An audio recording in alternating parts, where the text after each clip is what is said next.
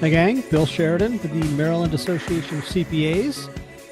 Our search for the elusive CPA purpose continues, and here to help us this week is Rebekah Olson. Rebekah, uh, well, well, she's my boss. She is CEO of the Maryland Association of CPAs, and we are thrilled to have her here with us this week. Her CPA journey started with football, of all things. She's just a huge football fan. Went to Ohio State, the Ohio State University. Let me get that right. Where she was thinking she'd combine accounting with sports management as a way of kind of turning her passion into a career. But as they say, life is funny, and she eventually found her way to the MACPA, where she fell in love not just with accounting, but with this profession as a whole. She says the support, the wisdom, the leadership that's found within this profession are just contagious, and she's inspired every day by the people that she gets to work with. So I'm going to let her tell her story a little bit in greater detail, explain exactly what she means by all of that. Here is MACPA CEO Rebekah Olson with her I would CPA say story. even from like a young age, I've always been very like business minded. I think growing up around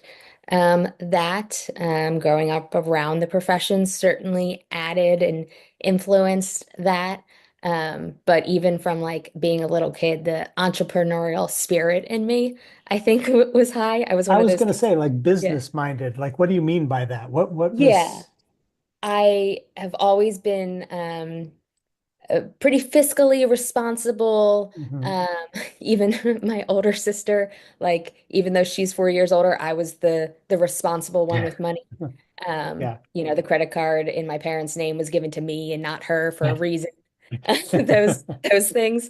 Right. Um, but just entrepreneurial, I think, like always creating a new little business, whether that's like the lemonade stand as like a really young kid or like pet sitting or doing whatever. I've always was interested in making money and creating my own business. Um, and then when I was in middle school, actually, I think I was in eighth grade when the Ravens won the first Super Bowl. There you go. Probably going like, how does this have anything to do with what you just talked about? Yep. But that really, and I had gotten into football when the Ravens moved here from Cleveland, but then that kind of like projected me into this love of the game of football Hmm. and love for just the way that players could demonstrate their values and their faith in a really violent sport. Hmm. But like there's this like faith component that I think you see in football that sometimes you don't see in other sports for You whatever do. reason, Yeah, you're right. Yeah. Yeah, which I absolutely. always just thought was really cool. So business and football started kind of coming together in my head. I ended up going to Ohio State for school because they had a sports or they didn't have a sports management program, but they had the ability to create a specialization within their business school.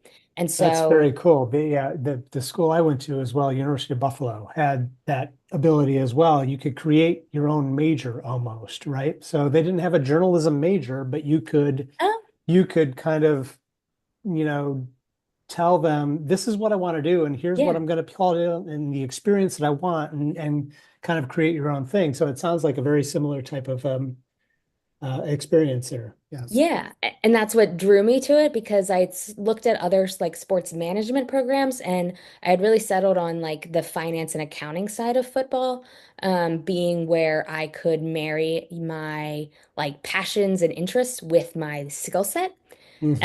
And so I wanted that sports management background or education, but I wanted it from the business school, not from like the sports and leisure studies kind of major side. Hmm. Hmm. And so that's what landed me at Ohio State.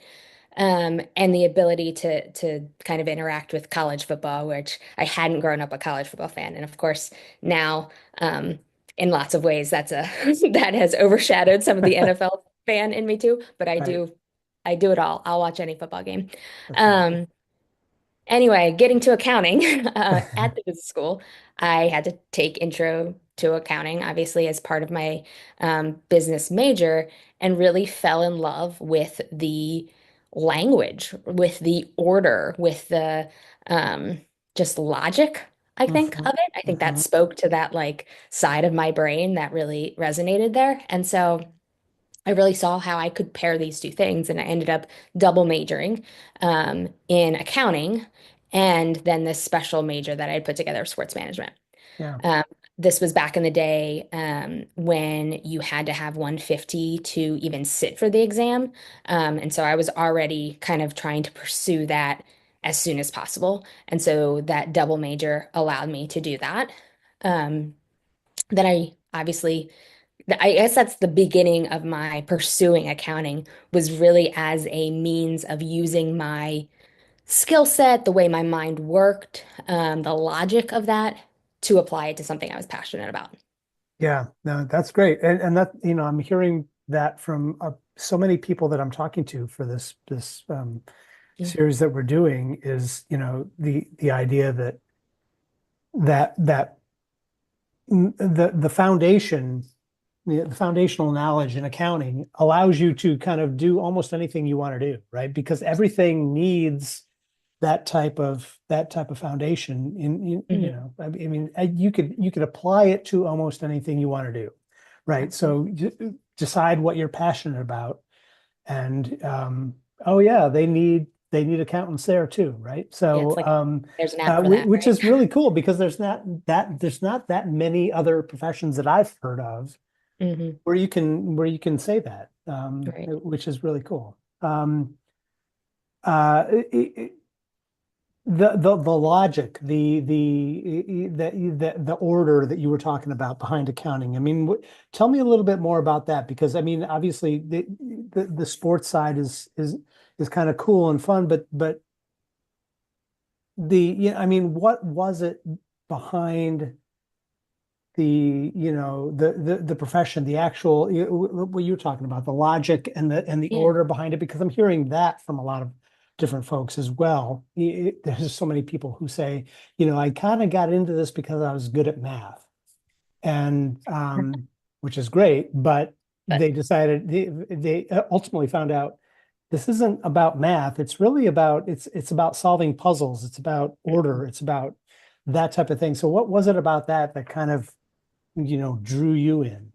yeah. Yeah, I would say I wasn't good at math. I was, average at math. I wasn't failing classes or anything, but I also wasn't doing any kind of upper level. I took the business level of calculus that I needed, and I did not try to pursue it any further. Right. Um, so it wasn't, but the puzzle part, the figuring out, um, the skepticism, I think goes with my Mhm. personality, and not in like a critical way, but just in liking to figure out how things work, if that makes sense. Yeah, And I absolutely. think that is what drew me into the order of it. And if I'm honest, taking that first or second accounting class, which were known, and I think we're changing this stereotype, hopefully, as the weed out classes for the business school, and That's right. doing really well was like one of those like I should probably, like, all of my friends aren't doing so hot and I'm like acing things. Maybe I should look into this, Right, right? right. It makes sense to me and I can follow it. And I've always been somewhat data minded, puzzle, whatever that is. Like I'll get really down into a pivot table and some data for a long time and get sucked in and have a lot of fun with it. So I guess that side of me kind of got that aspect to it in accounting, but also the bigger picture thing. Mhm. Accounting has the ability to go down in the weeds and go up really high. Like it's very expansive in a way. And so to be able to be a strategist, to be a leader in the business or the organization, whatever that is, controlling, monitoring, making decisions around the biggest asset, the money of the organization. And then being able to like kind of have my personality where I get to go deep into data and find out cool things with that too. So it's like Yeah. this dual purpose part that attracted me to accounting and ultimately led me to really be pursuing that more than the sports thing, which became more of just like the hobby. Like those were really fun classes. I really enjoyed them. I learned a lot. Um, but maybe not my career path after all. Right. And not to say that it couldn't be. I mean, like we were Right. talking about earlier, I mean, anything that you want to pursue, there's an accounting angle, attached to it. But I'm Hmm. really kind of curious, Rebecca, because I mean, you've got some experience in a lot of different areas in this profession and ultimately ended up where you are now, CEO of the MACPA, which is I guess not the typical career path of a Right. CPA, but I'm curious what I don't know. I guess the question is, what do you love most about being a CPA? Right. What's your purpose? What are you adding to this profession, or what is it doing for you? What do you Right. love most about what you do? And maybe this is the consistent thing through the sports love and football love and the accounting. It's to me what I love most about what I get to do is the people. And so when I Mhm. think about why I really like fell in love with football, it was like the individual players on that Ravens first Super Bowl team that I just obviously didn't get to know well, but kind of Right. got to see their personalities and the community that comes around something like that. And that's what I think I love about accounting the most, and that keeps me in this very unique role, or brought me to this very unique role in the profession, is while I don't actually do the accounting work anymore, we have an amazing CFO and accounting manager for those things. Um, and I sometimes get to dive deep into the data because I like to. Um, but it's the people. Like Mhm. I was able to say at the swearing in ceremony a couple weeks ago, the community that this profession has is something special. Mhm. I would say the community that this profession has in Maryland is uniquely special. I probably each of the CEOs across the country would say the same thing about their state, and I've met some amazing people that aren't located in Maryland. Right. Um, but the support and the insight, the wisdom, the leadership in this profession is contagious in a way, Mhm. right? It is something that I'm inspired every day by the people I get to work with, both in terms of the volunteer leadership of MACBA, in terms of our members, and in terms of our team, who the majority are not CPAs, but they care so much about this profession. And I think that's the unique part that speaks to my unique why of being part of this profession, but also just if you get to know Rebekah on a bigger scale outside of work, Right. hopefully you'll see too, is I love people. Yeah. And I love being around people. And this profession has given me the opportunity to do that for a living and do it in a way that uses some of the skill sets, kind of more technical skill sets that I have. So that's a really cool way things have come together for me. That's well, that's amazing. First of all, but and it's also, I mean, I hear that from a number of different folks that I've been speaking to for this series as well. This idea of working with people, it's a people profession.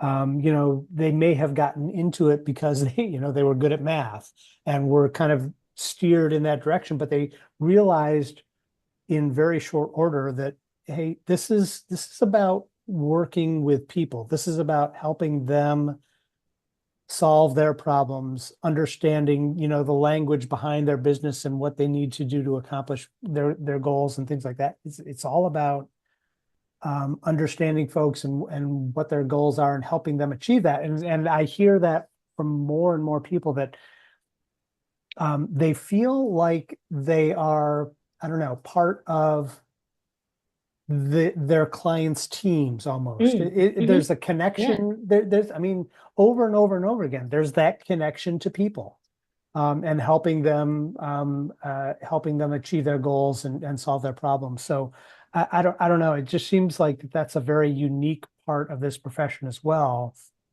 That it's not what you necessarily think it's going to be to start out with, but Right. Yeah. it leads you in a completely different direction and a very fulfilling one at that. So yeah. Absolutely. Yeah, there's something to be said, and I've found this, and maybe this is me personally, but it just in leadership, um, some sort of, for me, something special about helping someone else achieve success. Mhm. That for me is even better than like me achieving the same success, if that makes sense. Yes. And so our profession is designed to be able to benefit and have that experience that our success is really in helping other people succeed. And Mhm. I think in a lot of ways, sometimes that's even better than yourself succeeding, if that makes Yeah, sense. no, I completely agree with that. I don't know. I've heard it put a couple of different ways. From a leadership perspective, the job of a leader is to create new leaders. Right. Yeah. I think it's very similar to what you're talking Hmm. about here, that our job as CPAs is to drive the success of the folks that we're working with, and that in itself is hugely fulfilling. And Yeah. I hear that over and over again as well. And I mean, I guess that I mean, we do a lot of work with you do obviously with students, Hmm. the next generation of the profession, trying to convince them that this is something worthy of pursuing. If I were one of those students, if you're Mm. sitting down with me across from one of the from a table and I'm struggling to, articulate to you what I want to do or where I want to go or where my future might lie. What would you tell me about this profession? I mean, um, why should I pursue accounting? Yeah. Beyond just the like community aspect, which I mentioned is like my favorite part of what I get to do and in Right. our profession, just the ability to go wherever you want, especially a student that's kind of undecided. Um, this is a foundational like life skill. Accounting and finance skills are will benefit you no matter what. I remember learning, things like geometry in high school and being like, when am I ever going to use some of these things? And Mhm. they'd say, oh, it's you're learning the process, so you learn how to learn, or whatever the excuse was at the time, right? Right. Um, but I can honestly say, there's some things that could get really technical really fast that maybe you won't use, but the foundational accounting and finance knowledge is something that you will use and will benefit for you wherever you end up. And what I've Mhm. learned in my career that, started in this, I want to work in the Ravens front office in the finance and took me to public accounting and then took me to nonprofit, and took me in, even within this organization, with MACPA. I just had my 12-year anniversary this week. Is that you can't know where you're going to end up. Like you can Right. have those goals and it's always good to have those goals and work towards them. But getting the skill set, the tools along the journey Mhm. are what make the journey awesome and help you get to where you're going. And so having that accounting and finance as a foundation, you'll never regret.